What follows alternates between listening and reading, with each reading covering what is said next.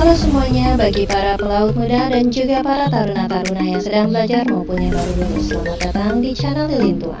Channel ini ada untuk kalian para engineer agar mengetahui segala sesuatu permasalahan permesinan di atas kapal.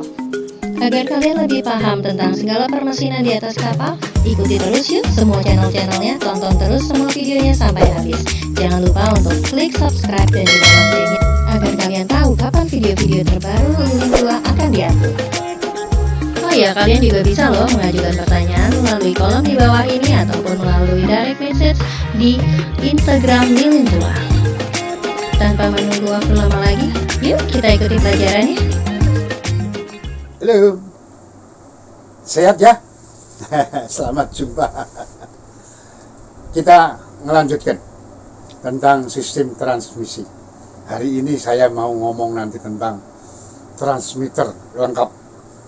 Kemarin kita sudah ngomong tahapan sampai menuju ke transmitter lengkap tentang teori Flapper and Nozzle. Kemudian tambah feedback below. Kemudian tambah amplifier, ditambah jenis-jenisnya amplifier. Oke, sekarang kita part 8. Apa isinya part 8? Mari kita lihat. Iya, di part 8 ini nanti saya akan memperkenalkan tentang contoh transmitter indikasi suhu. Jadi ada dua transmitter di lapangan, transmitter indikasi yang ada indikatornya dan transmitter yang tidak dilengkapi dengan indikator. Ini adalah model transmitter. Nanti kalau Anda lihat di depannya ada indikatornya. Tetap alurnya sebagaimana kita kemarin ngomong, alurnya mesti dari output yang kita kontrol. Nah, output yang kita kontrol tahunya dari mana? Dari sensor. Sensor ini wakil dari perabaan kita kalau itu suhu.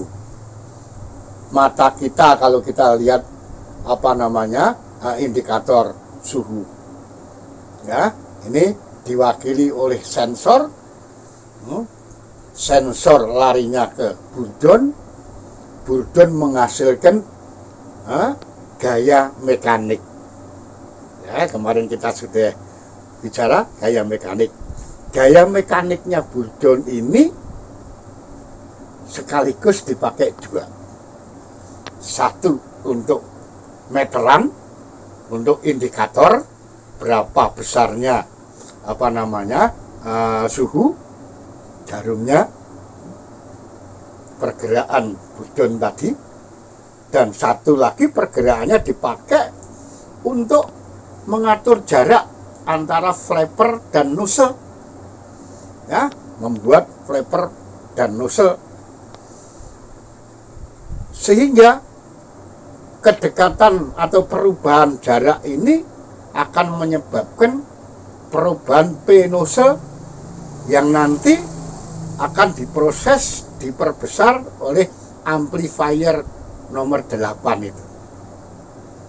Sementara yang keluar hasilnya itu dipakai untuk membuat linier. Jadi yang hasilan linier ini di sini dihasilkan keluaran dari amplifier. Ya, itu feedback below-nya nomor 10. Dia untuk membuat posisi H pada posisi yang diharapkan, keseimbangan.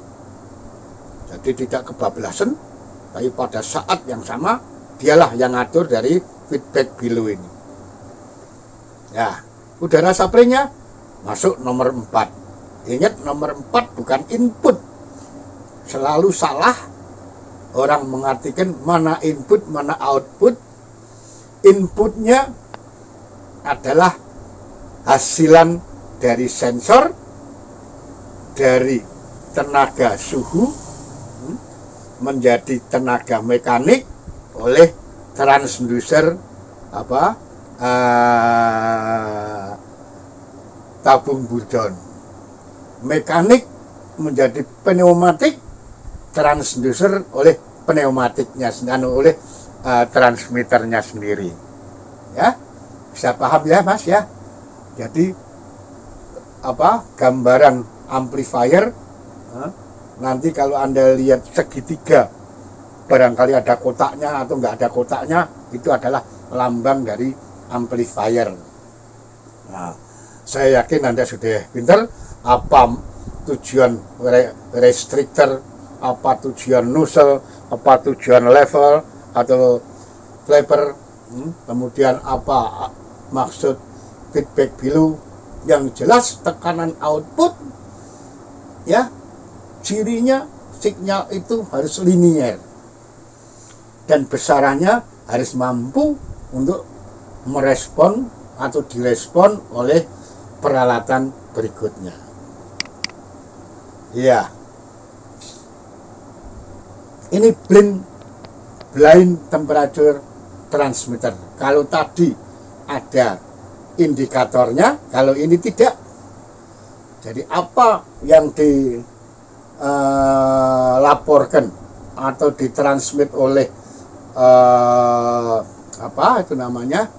sensor langsung disampaikan ke below input atau input below yang akan menggerakkan flapper mendekati atau menjauhi nozzle, yang akan menyebabkan perubahan tekanan nozzle, yang supaya tekanan nozzle yang dipakai sebagai output nantinya linear, maka harus dilinearkan dengan menggunakan feedback below yang bawah, sekaligus untuk membuat posisi H-nya benar karena adanya engsel di flapper tersebut. Keluaran output ini masih kecil karena linear yang dihasilkan oleh feedback below antara 0,2 dan 0,4 sampai 0,4, maka dia perlu diperbesar, perlu di-amplifying dari rentang 0 sampai 1,4 oleh amplifier. Ini tidak nampak amplifiernya. Ya. Kemudian mari kita lihat amplifier yang sebenarnya. Yang Anda lihat ini adalah DP transmitter. DP itu differential pressure. Jadi ini amplifier transmitter untuk mentransmisikan laporan informasi yang didapat dari output yang kita kontrol. Kebetulan yang kita kontrol ini dengan transmitter DP ini adalah antara tekanan tinggi dan tekanan rendah, umpamanya filter sesudah dan sebelum. Nah, ini hasilnya pakai DP transmitter untuk dilaporkan ke controller umpamanya, supaya pada saat yang terlalu tinggi DP-nya hasilnya, maka controller akan membuat filter tersebut mencuci atau dicuci, memerintahkan controller memerintahkan alat ya untuk mencuci mencuci filter, atau dipakai untuk viskosimeter bahan bakar yang mau masuk ke pengabut. Itu kerjanya adalah before and after viskosimeter, hasilnya dilaporkan ke sini, dia yang akan ngatur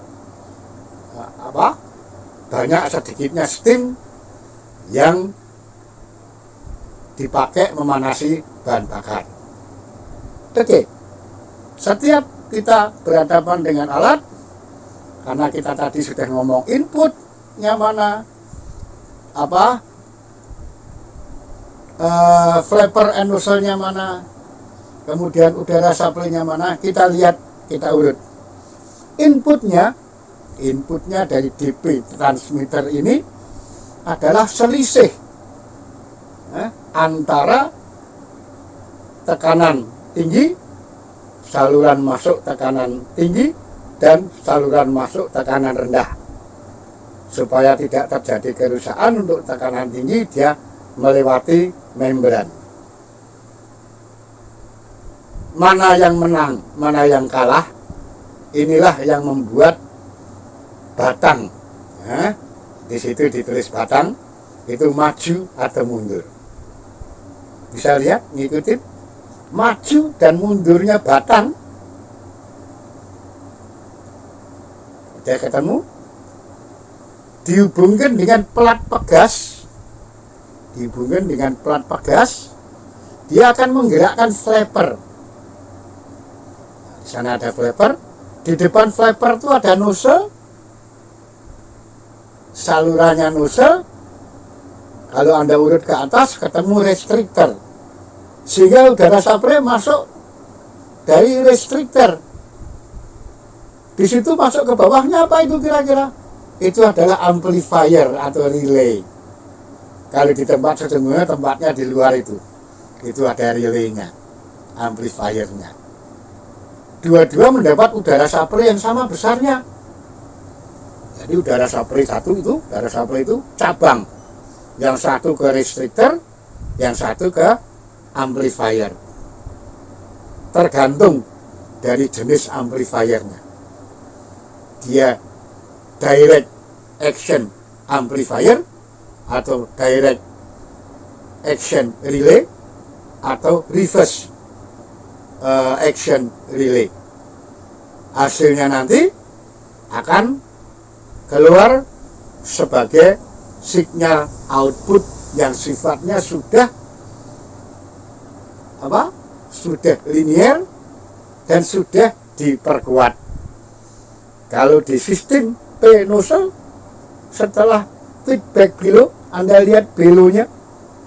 Jadi udara yang sana tadi, yang mau ke output, besar kecilnya akan mempengaruhi tekanan di feedback below, yang akan mempengaruhi ada batang yang warnanya hitam, ada penumpu, itu yang menetralkan posisi pegas, pelat pegas tadi yang digerakkan oleh batang. Di feedback below-nya Anda lihat di bawah itu. Ya. Jadi Anda sekarang sudah berhadapan dengan alat yang sesungguhnya. Jadi Anda cari nanti kalau Anda di lapangan persis kayak ini. Cuma ada yang DP, ada yang bukan. DP artinya differential pressure. Ada yang cuma tunggal. Ya tunggal, ya flappernya, batangnya tunggal. Batang tunggal ini yang akan menggerakkan flapper. Ya. Oke Mas. Kita berarti sudah selesai transmitter. Bukan berarti selesai. Kalau Anda belum puas, ada komen, ada pertanyaan, ya, Anda bisa sampaikan sebagaimana biasa. Ya, kita minggu depan atau berikutnya akan ketemu urut-urutannya setelah output, measuring device, kemudian telemetering, kemudian nanti akan ketemu controller. Setelah ketemu controller, kita akan ketemu regulator. Dalam hal ini adalah control valve. Control valve merupakan the end part of control system. Dari ini baru dipakai untuk memproses. Mudah-mudahan kita bisa sampai proses. Ya, kita jumpa dalam keadaan tetap sehat, lebih sehat, dan lebih pintar tentunya. Salam dari lilin tua.